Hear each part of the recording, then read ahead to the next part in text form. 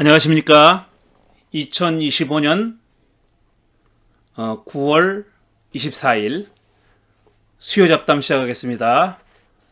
제 책 정말 야훼가 다 죽이라고 명령했을까? 여호수아서의 가나안 정복 이야기 한 장 한 장 읽으면서 설명하고 있습니다. 오늘은 지난주에 이어서 몇 장입니까?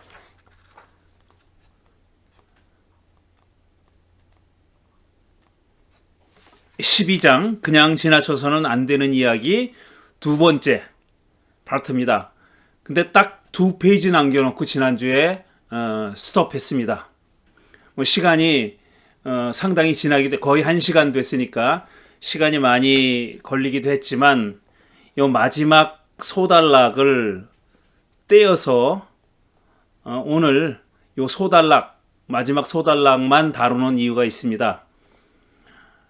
이 내용이 오늘 말씀드릴 내용이 여러분들에게는 조금 혼란스러울지도 모르겠다는 생각을 합니다.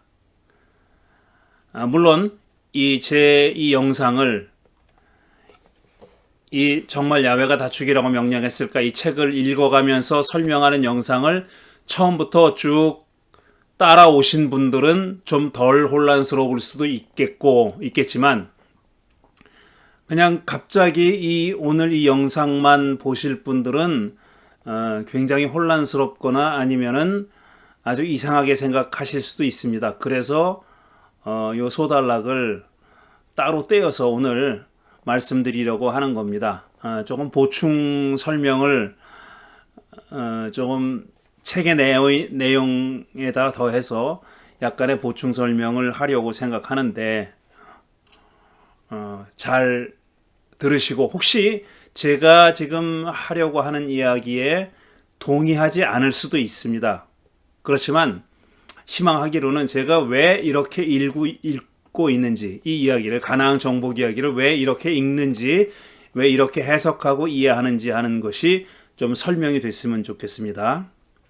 이 마지막 소단락의 제목은 가나안 정복 이야기는 일종의 따옴표 판타지라고 했습니다. 이 판타지라는 말은 따옴표 안에 들어 있습니다.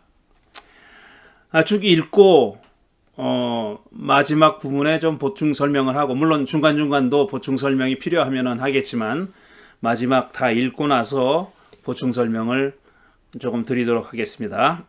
자, 시작하겠습니다. 이쯤 되면 가나안 정복 이야기를 어떻게 이해해야 할지 처음부터 다시 생각하지 않을 수 없다. 제가 지난주에 무슨 이야기를 했냐면은 왜 가나안 사람들을 다 몰아냈다고 하면서도 계속 등장하느냐 그들을 다 멸절시켰고 그러니까 해렘했고 다 몰아냈다. 그래서 가나안 땅에 평화가 찾아왔고 지파들에게 땅도 분배했다는 이야기가 여호수아서 11장에 나오는데 그 다음에도 그 후에도 왜 또 사사기 앞부분에 이르기까지 계속해서 또 솔로몬 시대에 이르기까지 계속해서 가나안에 살았던 종족의 이름이 등장합니다. 그들이 아직 살아남아 있다고 등장한단 말이에요. 다 죽였다는 말은 그러면은 다시 말해서 멸절시켰다고 해렘했다고 하는 말은 사실이 아닌 겁니다. 왜냐하면 그들이 계속해서 등장하니까 그 이후에도 좀비도 아닌데 계속 등장하니까 해렘했다는 말은 사실이 아닌 게 되는 거죠. 그런데 분명히 여호수아서 11장 25절에는 해렘이 완료됐다. 25절입니까? 몇 절입니까?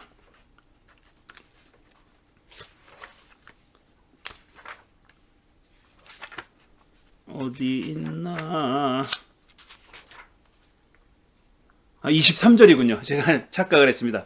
여호수아서 11장 23절에는 분명히 이렇게 기록되어 있습니다. 여호수아는 주님께서 모세에게 말씀하신 대로 모든 땅을 점령하고 그것을 이스라엘의 지파의 구분을 따라 유산으로 주었다. 나눠줬다는 겁니다. 땅을 분배했다는 거예요. 그래서 그 땅에서는 전쟁이 그치고 사람들은 평화를 누리게 되었다. 라고 여호수아서 11장 23절에 그렇게 분명히 기록되어 있단 말이에요. 그러니까 정복이 끝난 거예요. 그리고 평화가 찾아왔고 그 다음에 땅 분배도 끝났다라고 얘기했는데 그 다음에도 계속해서 가나안 종족이 등장합니다. 살아남은 자들이 있다. 또 그들은 이런저런 사람들이라고 아주 지루할 정도로 길게 살아남은 종족들이 어느 지역에 살았던 어떤 사람들인지를 또 서술해 놓은 그런 귀절도 있어요. 게다가 또 지난주에 말씀드렸지만 왜 그 자들이 살아남았는지 하는 이유까지 설명합니다. 그러니까 그 자들이 살아남은 이유는 뭐냐 하면은 뭐 능력이 없어서 해렘하려고 했는데 다 해렘하지 못했다라는 게 아니에요. 그게 아니라 의도적으로 남겨뒀다라는 얘기예요. 그리고 왜 그럼 의도적으로 남겨뒀느냐, 왜 남겨뒀느냐 하는 이유를 드는데 그 이유가 또 서로 일치하지 않아요. 그러니까 이 이야기를 다 종합해 보면은 정말 해렘이라는 게 일어났나? 실제로 해렘됐나? 그게 역사적인 사실인가? 하는 데 대한 의문이 든다 이거죠. 질문하게 돼 있다라는 겁니다. 그게 정말 그랬나라는 질문을 해보는 게 당연하다. 이런 서술들을 다 종합해 보면 그런 얘기입니다. 그 얘기를 하는 겁니다. 그래서 이쯤 되면 가나안 정복 이야기를 어떻게 이해해야 할지 처음부터 다시 생각하지 않을 수 없어요. 이게 정말 해렘의 명령이 주어진 게 맞나? 만일 주어졌다면 그게 정말 진지한 명령이었나? 그리고 그 해렘의 명령이 그대로 수행되었느냐 하는 여부에 대한 의문이 들 수밖에 없다는 겁니다. 다시 말해서 이 이야기의 역사성을, 그게 역사적 사실인지 여부를 다시 물어야 한다는 얘기입니다. 이 책 앞부분에서 밝혔듯이 저는, 이 필자는 이스라엘의 가나안 정복은 역사적 사실이 아니라고 믿고 있습니다. 그러니까 히스토리컬 팩트가 아니라고 믿고 있다는 얘기. 제가 믿고 있다는 말을 쓴 이유는 뭐냐 하면은 이게 역사적 사실이 아니라는 것을 역사적으로 입증하기가 어렵기 때문에 그렇습니다. 이건 그러니까 결국 믿음의 영역이라는 얘기예요. 신념의 영역이에요. 입증할 수 없다는 겁니다. 그렇다고 이 가나안 정복 이야기가 성서에 진술된 대로 역사적 사실임을 입증할 방법도 없지만 반대로 그게 역사적 사실이 아니라고 확고하게 입증할 그럴 수도 없습니다. 역사학적으로 그렇다는 얘기입니다. 그러니까 결국은 가나안 정복이 일어났느냐 일어나지 않았느냐 하는 것은 역사적인 입증의 영역이 아니라 신념의 영역, 믿음의 영역일 수밖에 없다는 얘기입니다. 저는 그게 역사적 사실이 아니라고 믿는다는 얘기예요. 그러니까 가나안 정복 이야기를 믿지 않는다 이런 얘기 아니라 가나안 정복 이야기를 믿지 않는다고 얘기했을 때는 그것이 역사적 사실이라는 점을 믿지 않는다라는 의미도 있지만 그게 그 이야기가 전하려고 하는 또 달리 말하면 그 이야기에 담겨 있는 어떤 진실성 혹은 그 이야기가 전하려고 하는 메시지를 믿지 않는다라는 얘기는 아니에요. 제가 믿지 않는다라고 얘기했을 때는 가나안 정복이라는 역사적 사건이 여호수아서에 기록된 그대로 일어나지는 않았다라는 겁니다. 그렇게 일어났다고 믿지 않는다라는 얘기예요. 그러니까 역사적 사실성을 믿지 않는다는 얘기지 어떤 메시지의 진실성을 믿지 않는다는 얘기는 아닙니다. 왜 이 여호수아에서 정복 이야기를 쓴 사람이 이렇게 이야기를 서술했는지 하는 의도, 그들이 전하려고 하는 메시지가 무엇인지는 우리가 알아봐야 되고 그건 알아볼 수 있어요. 알 수 있어요. 그러니까 그거를 안 믿는다는 얘기는 아니에요.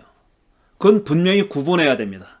그러니까 역사적 사실성, 영어 써서 죄송하지만 historical fact 혹은 historical factness, 역사적 사실성을 믿지 않는다는 얘기예요. 여호수아서에 서술된 그대로 일어났다고는 믿지 않는다는 얘기입니다.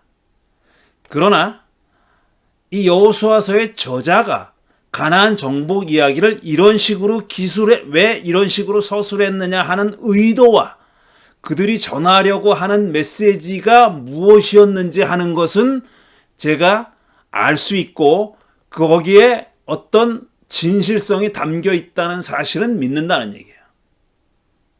물론 그들이 전하려고 했던 진실성이 지금 21세기를 사는 우리에게도 똑같이 진실하냐? 그건 또 다른 문제입니다. 그거는 흔히 말해서 해석학의 영역이에요. 해석학적인 과제입니다. 해석학적으로 어프로치해야 될 문제예요. 그러니까 그들의 진실성이 뭐였느냐 하는 것을 파악하는 것은 일종의 역사적인 책무입니다. 그러니까 일어난 사건이 그대로 일어났다는 것의 역사성이 아니라 그들이 어떤 의도를 가지고 지금부터 2000년 전에 이 이야기를 서술했던 사람이 어떤 의도를 가지고 어떤 메시지를 전하려고 이렇게 적었다, 이렇게 서술했다라는 것의 역사성, 그거는 우리가 파악할 수 있어요. 그런데 그 역사적 진실성이, 그들의 역사적 진실성이 2000년이 지난 21세기를 사는 우리에게까지도 그대로 역사적 진실이냐는 다른 문제다 이겁니다. 저는 여전히 똑같은 진실성을 가지고 있다라고 생각하지 않습니다. 그러나 그 메시지에는 우리가 분명히 들어야 할 어떤 내용이 들어있다고 믿어요. 그러나 그걸 그대로 21세기에 적용해야 된다라든가 여전히 옳다, 똑같은 방식으로 옳다라고는 믿지 않아요. 그런 얘기입니다. 책 앞부분에서 밝혔듯이 필자는 이스라엘의 가나안 정복은 역사적 사실이 아니라고 믿습니다. 그리고 이 믿음을, 그러니까 역사적 사실이 아니라는 믿음을 뒷받침하는 근거도 충분히 밝혔다고 저는 생각합니다. 여러 가지 일치하지 않는 점들이 존재하는 게 사실이에요. 이 가나안 정복의 이야기의 안에는 서로 삼았지 않는 부분이 한두 군데가 아니고 여러 군데 있다는 그런 사실은 그 사건 자체의 역사성을 얼마든지 의심하게 만듭니다. 의심하게 만들죠. 그런 얘기입니다. 그렇지만 이 이야기는 완전히 꾸며낸 이야기도 아닙니다. 아무런 어떤 역사적인 사실이 조금도 들어있지 않은 100% 픽션, 100% 꾸며낸 얘기는 아니라고 믿는다는 얘기예요. 일정 정도 역사적 성격을 가지고 있습니다. 그러니까 가나안에 진입하는 사건이 벌어진 건 사실이에요. 이스라엘 사람들이 출애굽한 이스라엘의 일군의 사람 집단이 가나안 땅에 들어온 건 사실이다 이거예요. 그건 역사적 사실입니다. 그런 역사적 사실을 근거로 해가지고 지금 우리가 가지고 있는 이런 가나안 정복 이야기가 쓰여졌다는 얘기입니다. 만들어졌다는 얘기예요. 전혀 어떤 역사적인 핵이 히스토리컬한 코어가 없는 건 아니다는 얘기예요. 어느 정도의 역사적 사실을 가지고 그거를 이 저자가 나름의 역사관을 가지고 해석을 하고 이야기를 만들어서 적어놓은 게 지금 우리가 가지고 있는 여호수아서의 가나안 정복 이야기라는 얘기입니다. 그런데 역사적 성격을 갖고 있는데 그게 도대체 어느 정도가 역사적인지는 사람마다 생각이 달라요. 그러니까 쉽게 표현하면 30% 정도만 역사적 사실인지 아니면 50%나 70%가 역사적 사실인지 100% 역사적 사실이라고 믿는 사람은 거의 없습니다. 그러니까 서술된 그대로 일어났다. 구약성서 학자라면은 100% 적힌 그대로 일어났다고 믿는 사람은 없어요. 그러나 어느 정도 역사적 사실이 담겨 있는지에 대해서는 학자들마다 의견이 다르다는 얘기입니다. 학자들은 대체로 정복 이야기를, 가나안 정복 이야기의 장르를 역사화된 이야기, historicized story, 그러니까 역사화된 이야기라고 규정합니다. 그러니까 역사적 사건이 어느 정도 포함되어 있는 이야기라는 뜻입니다. 역사화된 이야기가 그런 뜻이에요. 그리고 이 이야기가 쓰인 목적은 하나님이 역사적 사건을 통해서 어떤 메시지를 후대에 전했는지를 알려주기 위해서 이렇게 썼다는 얘기입니다. 이 이야기를 이렇게 썼다는 거예요. 그러니까 메시지를 전하는 데 초점이 놓여 있다. 하나님이 이스라엘 백성들에게 전하려고 하는 메시지가 있는데 그 메시지를 전하는 수단으로서, 도구로서 이 이야기를 썼다, 이런 얘기입니다. 근데 그 이야기 안에는 어느 정도의 역사적인 핵이, 역사적 사실이 포함되어 있다, 이런 얘기입니다. 굳이 제 의견을 말하자면은 역사적 어떤 사건이 그렇게 많이 포함되어 있다고는 생각하지 않습니다. 제가 뭐 숫자를 얘기하는 거는 별 의미가 없고 많이 포함되어 있다고는 생각하지 않아요. 하지만 전혀 없다고도 생각하지 않습니다. 역사적인 사실이 전혀 없다고도 생각하지 않습니다. 필자는 이 의견에 대체로 동의합니다. 그러니까 역사화된 이야기, 역사적 사건이 포함되어 있는 이야기, 어떤 메시지를 전하기 위해서 쓰여진 이야기라는 견해에 저는 대체로 동의한다는 말씀입니다. 다만 거기에 한마디 덧붙이고 싶은 말은 정복 이야기의 성격은 역사보다는 판타지에 더 가깝다는 것이 저의 생각입니다.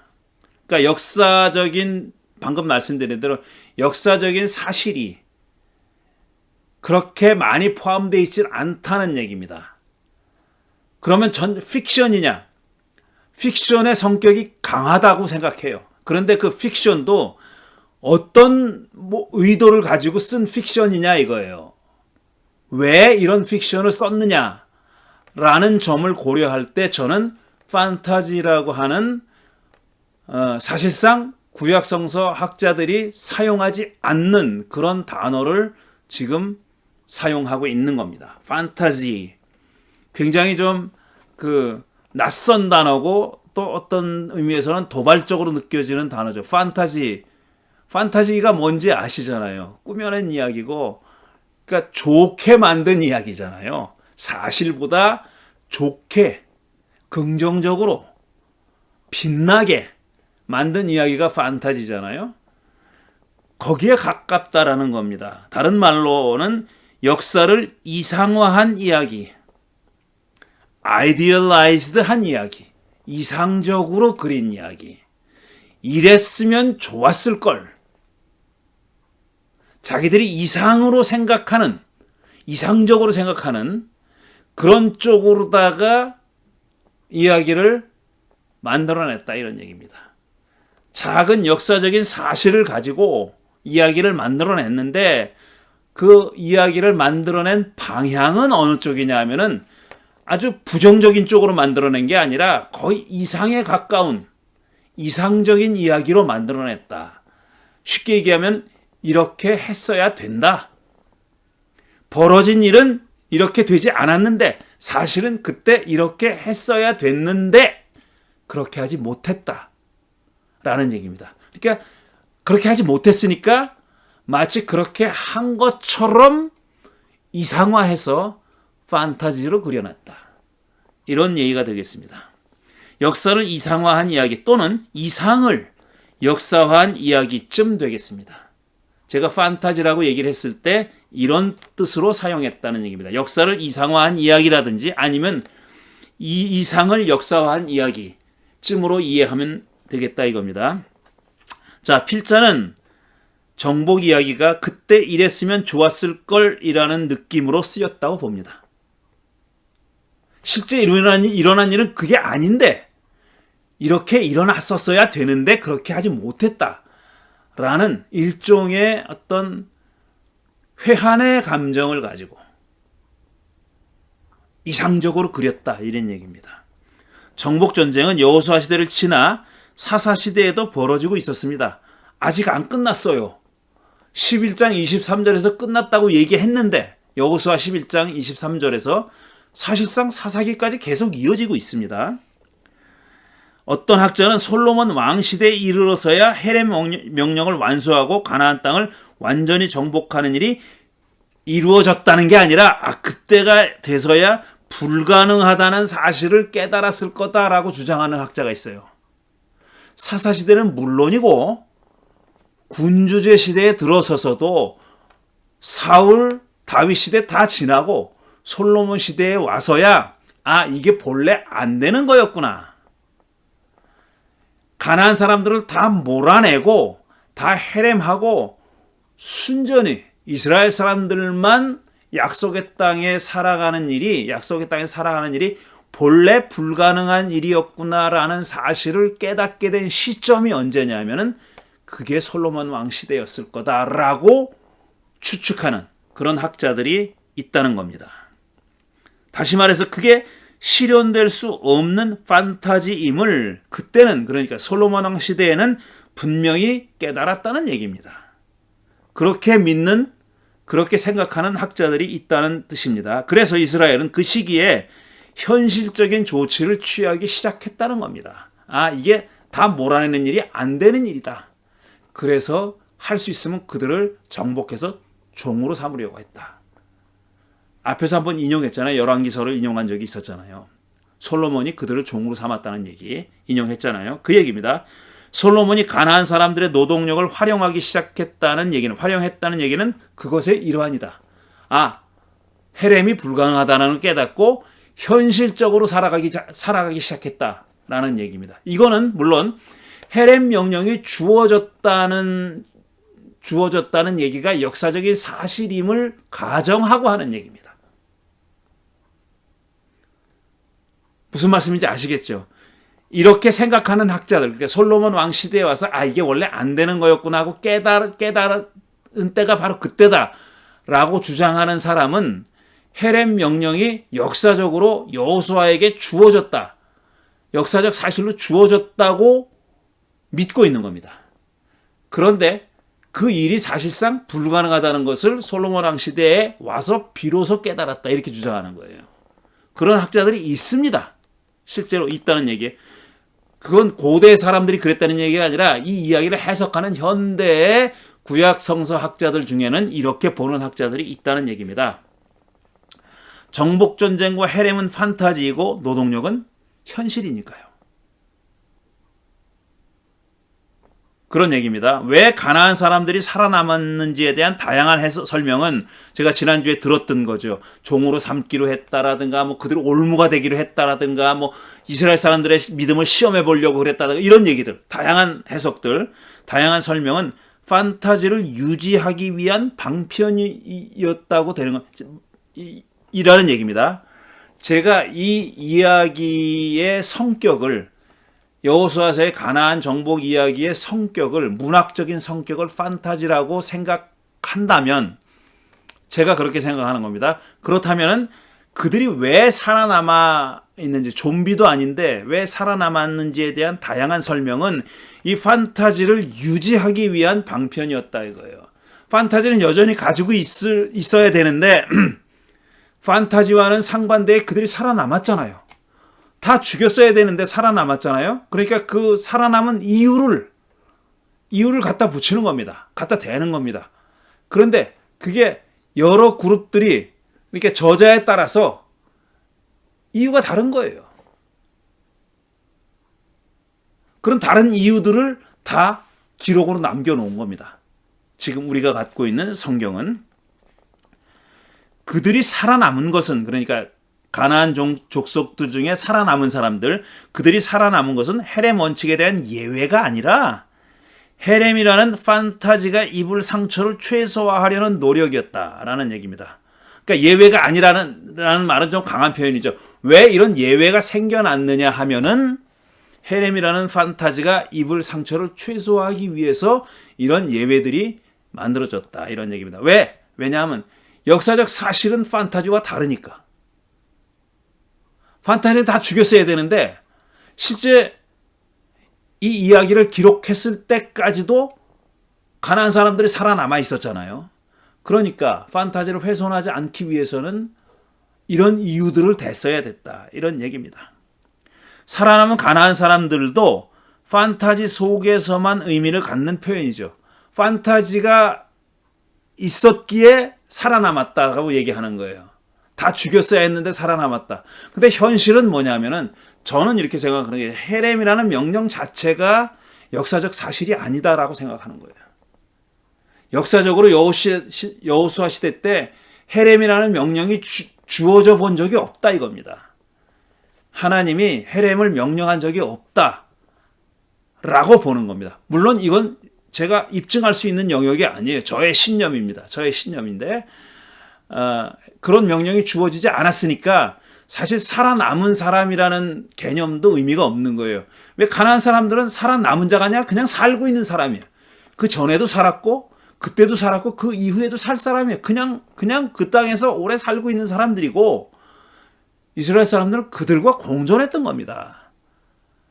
크고 작은 알력과 갈등과 전쟁이 일어났지만 그들을 다 멸절하거나 없애거나 그럴 생각도 없었고 그게 가능하지도 않았고 그냥 지지고 볶으면서 계속 같이 살 사람들이었다는 얘기고 그렇게 살았던 사람이라는 얘기입니다. 그러니까 살아남은 사람이라는 말도 의미가 없는 말이죠. 그런 뜻에서는. 현실에서는 그들이 쫓겨난 적도 멸절당한 적도 없다는 겁니다. 그들은 이스라엘이 가나안에 들어오기 전부터 오랫동안 거기 살고 있었고 들어간 후에도 여전히 거기 살고 있었을 뿐입니다. 지금 팔레스타인 사람들도 그런 사람들입니다. 계속 거기 살고 있었어요. 1947년인가 8년인가 이 시온주의자들이 들어와가지고 이스라엘 나라를 재건하겠다고 들어왔을 때 그들은 거기 살고 있었어요. 그 오래전부터, 훨씬 오래전부터 그들이 살고 있었어요. 그리고 그들이 나라를 세웠을 때도 거기 살고 있었어요. 지금 그들을 다 쫓아내려고 온갖 정말 폭력적인 방법을, 범죄적인 방법을 사용해서 온갖 악행을 저지르고 있지만 그들은 거기 계속 살아왔었고 지금도 살고 있고 앞으로도 살아갈 사람들입니다. 지금부터 2000년 전에 가나안의 7 종족들이 그랬듯이 말입니다. 그런 겁니다. 그들은 멸절당한 적도 내쫓겼다가 슬금슬금 다시 스며들지도 않았습니다. 본래 거기 있었고 계속 있었어요. 가나안 땅 안에서 이스라엘과 크고 작은 전쟁을 치렀을 수는 있지만 생존 그 자체가 위협당한 적은 없었습니다. 멸절당할 위기 같은 건 없었어요. 이는 고고학 연구의 결과일 뿐 아니라 성서의 가나안 정복 이야기를 살펴본 결과이기도 합니다. 우리가 지금 여러 주에 걸쳐서 20몇 번에 걸쳐서 계속 읽어온 이야기가 이겁니다. 본래 그들은 살고 있었고 계속 그런 상태에 있었다라는 얘기입니다. 고고학적으로만 그런 게 아니라 성서도 사실상 이면에 숨겨져 있는 이야기는 그겁니다. 겉으로 드러난 이야기는 헤렘의 명령을 준수했다는 거지만 너무너무 허점이 많은 거예요. 거기에 일치하지 않는 점들이 많아요. 그 이야기를 잘 읽어보면 우리가 살펴봤듯이 그런 거 보면은 그들은 계속 거기 살고 있었다는 겁니다. 그리고 제 주장이지만 헤렘 명령 같은 건 있지도 않았다. 처음부터 있지도 않았다. 이런 얘기입니다. 헤렘은 이스라엘의 판타지고 정신승리다. 이겁니다. 왜 정신승리냐? 정신승리라는 것은 뭐냐? 경기나 경합에서 겨루어 패배했으나 자책감에서 벗어나기 위해 자신은 지지 않았다고 정당화하는 것을 이르는 말입니다. 이거 사전적인 정의입니다. 정신승리가 이런 뜻이에요. 사실은 졌는데 졌다는 걸 인정하지 않는 거예요. 그 자책감에서 패배감에서 벗어나기 위해 자기는 지지 않았다고 정당화하는 그런 논리. 그게 정신승리입니다. 또는 본인에게 불리하거나 나쁜 상황을 좋은 상황이라고 왜곡해서 정신적 자기위안을 하는 행위로서 사실은 실상은 자신의 망상으로만 이기고 있는 상황을 의미하는 말입니다. 비슷한 뜻이죠. 그러니까 헤렘의 이야기는, 가나안 정복 이야기는 이스라엘의 정신승리 이야기다 이겁니다. 그렇다고 이스라엘이 완전히 패배했다는 뜻이 아니에요. 그들을 몰아내지 못한 것뿐이에요. 그래서 공존하게 됐고, 그래서 결과적으로 야훼 신을 버리고 배교하는 시대를 살았던 겁니다. 거기에 대한 자책감과 정신승리를 위해서 만들어낸 이야기가 바로 가나안 정복 이야기다. 그래서 판타지다. 이런 얘기입니다. 이스라엘의 이른바 정복 전쟁과 헤렘 이야기가 요시야 시대에 쓰였던, 이렇게 주장하는 사람 많아요. 바벨론 포로식에 쓰였던, 이렇게 주장하는 사람도 많습니다. 모두 제국의 지배를 받아, 요시야 시대는 아시리아 왕국이고, 그 다음에 바벨론 시대는 바벨론 왕국, 바벨론 제국의 시대죠. 그 시기에 모두 제국의 지배를 받아서 고통을 당하는 시기에 쓰인 겁니다. 그러니까 정신승리가 필요했죠. 필요했습니다. 정신승리가 필요했어요. 그래서 쓰였다는 얘기입니다. 그런 고난의 시기를 이겨내는 하나의 방법으로 이들은 정복 전쟁과 헤렘이라는 판타지를 만들어서 정신승리를 했던 것입니다. 이게 이 정복 이야기에 대한 저의 해석입니다. 정복 이야기 전체를 바라보는 그런 해석입니다. 저는 이 소위 양식 비평학, 폼 크리티시즘이라고 하는 것, 양식 비평학의 전문가들이 가르치는 학교에서 공부를 했습니다. 미국에 와서 학위를 받지는 못했으나 그렇게 공부를 했어요. 그래서 저는 그래도 성서 연구 방법론 가운데서는 이 양식 비평학이라는 방법론이 상당히 좋은 방법론이라고 생각하고 있어요. 물론 그 이후에 다양한 성서 해석 방법론들이 나왔습니다. 그런데 저는 그 성서 해석 다양한 방법론들의 어떤 뿌리가 양식 비평학에 있다고 생각하는 사람이에요. 그리고 양식 비평학을 확대하면 그런 여타의 근래 더 후대에 나온 방법론까지 아우를 수 있다고 믿는 사람이에요. 그렇게 여기는 사람이에요. 그런데 그 양식 비평학에서 가장 중요한 것은 뭐냐면은 내가 지금 해석하려고 하는 텍스트가 어떤 문학 양식을 가지고 있느냐라는 겁니다. 어떤 문학 양식, literary form, 어떤 문학 양식을 가지고 있느냐 하는 것이 그 이야기의, 그 텍스트의 해석을 좌지우지하는 가장 중요한 그런 분석이다. 이렇게 생각하는 사람이에요.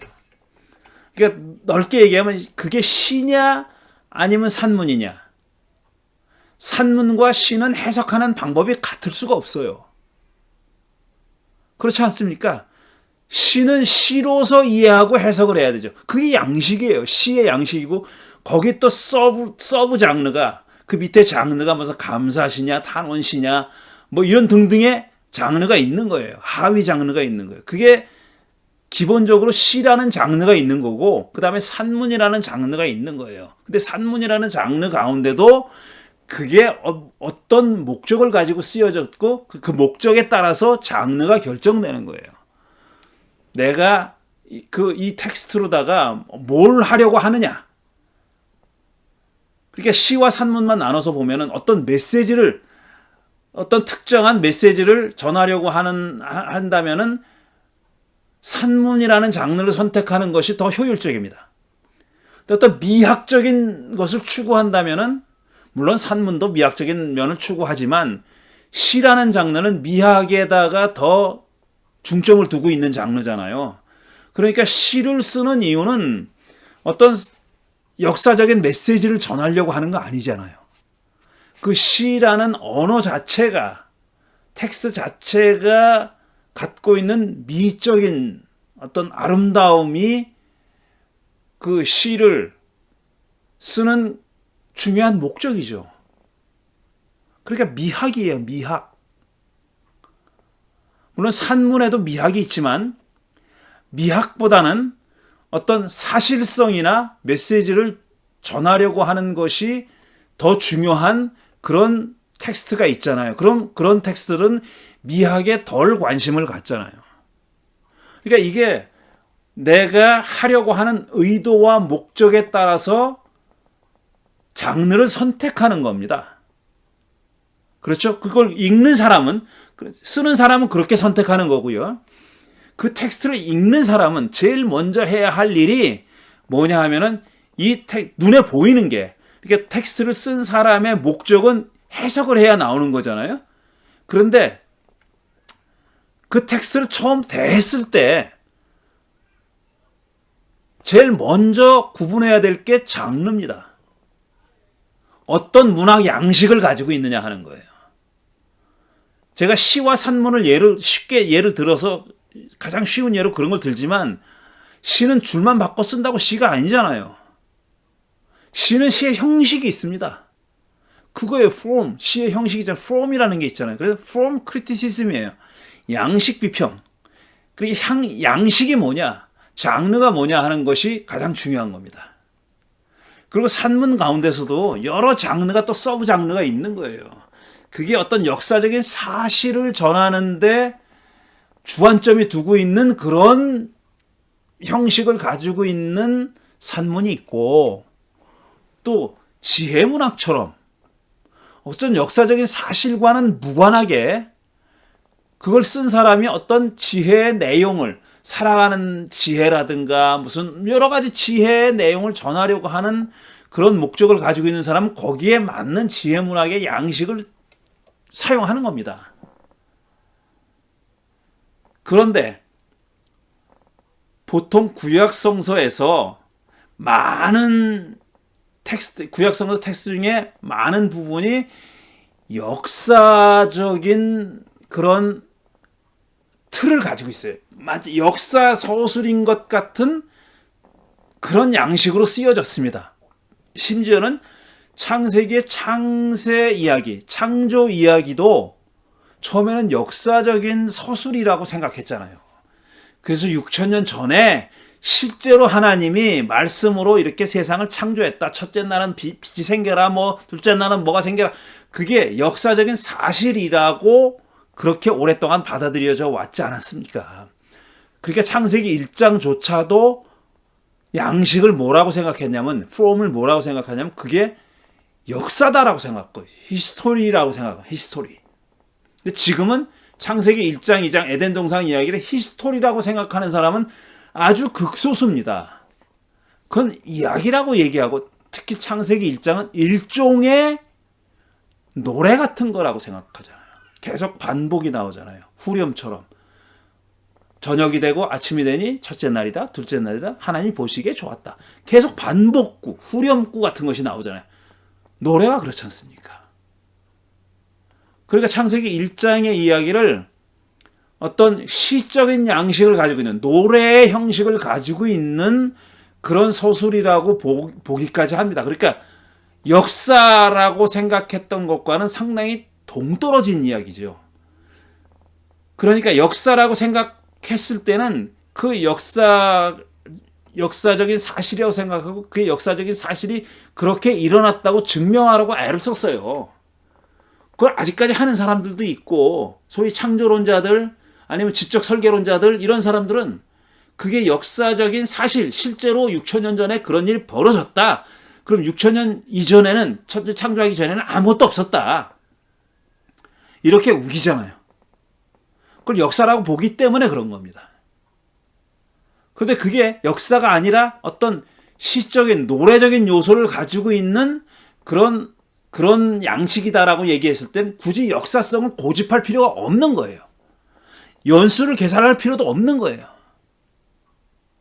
시라는 장르는 역사책과 달라서 언제 쓰여졌느냐 하는 것이 그 시를 이해하는 데 크게 중요하지 않아요.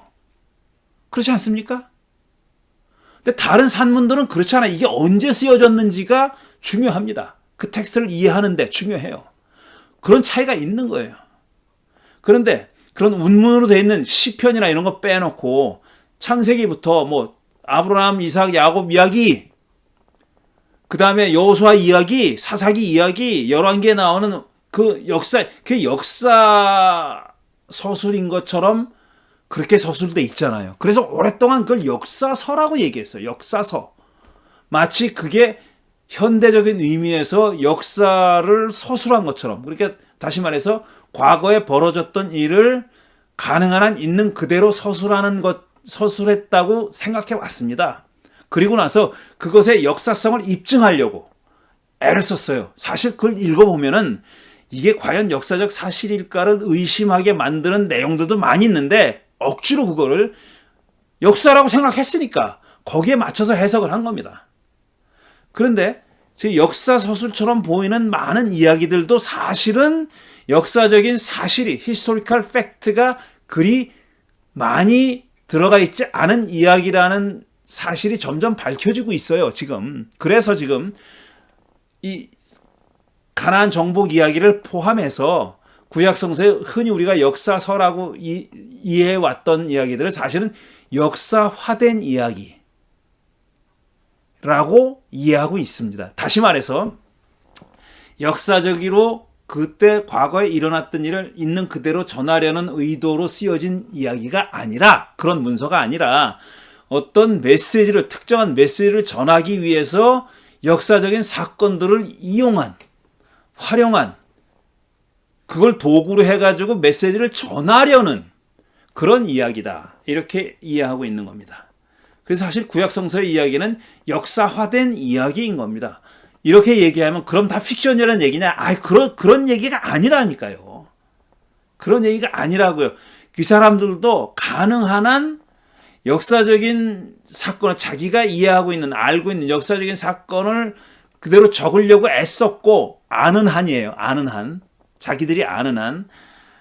역사적인 사건을 따라가려고 애를 썼지만 그게 주안점은 아니었다는 얘기입니다. 현대 역사처럼 그렇게 역사적인 사실의 주안점을 두고 꼭 이거를 역사 있는 그대로 전해야 되겠다라는 의지에 충만해가지고 쓴 게 아니라 역사적인 사건들, 자기가 알고 있는, 이해하고 있는 역사적인 사건들을 통해서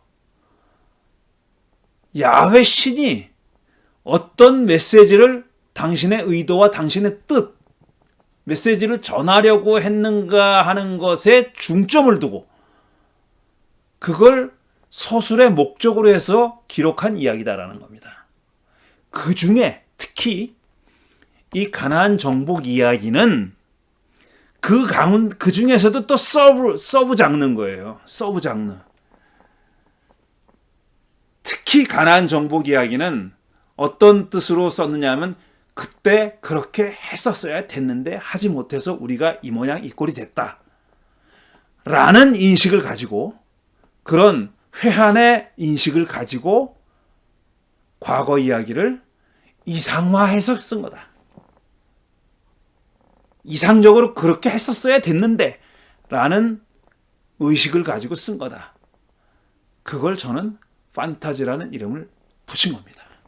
판타지는 다시 말씀드리지만 양식 비평학에 들어있는 양식이 아니에요. 판타지 장르라는 건 없어요. 제가 만들어낸 겁니다.